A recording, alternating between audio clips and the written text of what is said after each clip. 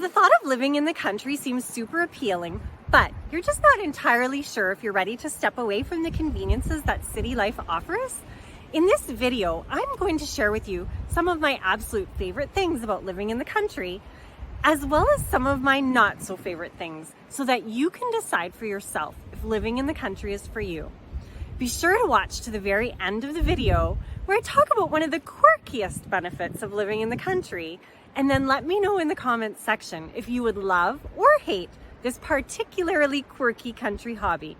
If we haven't met before, my name is Danielle Wilson, and I help families just like yours buy the types of homes that really make them happy and sell the homes that are no longer serving them in the beautiful city of Thunder Bay, Ontario. At one time, I was just like you. I longed to live in the country, but I lived in the city. 8 years ago, after lots of careful consideration, my husband and I decided to move to the country, and we haven't looked back since. I remember my very first evening in the country. I will never forget the sound of the crickets or the intensity of the stars. It was surreal, and I appreciate the sense of peace and calm every day. Another thing that I absolutely love about living in the country is the proximity to trails.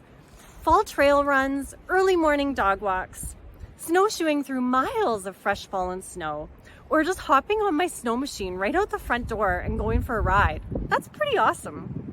One of the first things that my clients generally mention to me when they're looking for a house in the country is that they need the extra space for parking and storing things. The space that country life offers is a definite asset in that regard.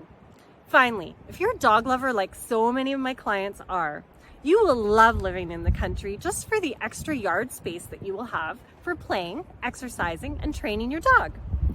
On the flip side of all of that, I'd be lying if I didn't tell you there were a few things I don't love about living in the country.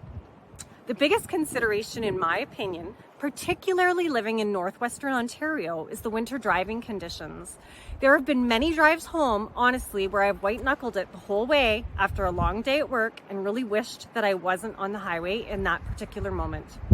With bigger properties and longer driveways, snow removal and yard maintenance are both much more time-intensive tasks. One of the biggest concerns that home buyers generally have when they're looking for a home in the country is the integrity of the well and septic system. Living on a well and septic really means that you need to consider when and how you use your water, as well as what goes down your drains. Remember at the beginning when I promised you that I would share a country quirk with you? Well, you aren't really country until you get yourself a chicken or 5. One of the quirkiest things about chickens is chicken math. Drop me a comment below if you know what chicken math is. Now that you have a few things to help you decide if country life is for you, you might be interested in learning about some of my favorite rural areas to live in Thunder Bay. In the next video, I'm going to share with you my top 5 rural neighborhoods and what exactly people most love about them. If you would like to have a more in-depth discussion about some of the pros and cons of moving to the country, or just what the process looked like, definitely reach out.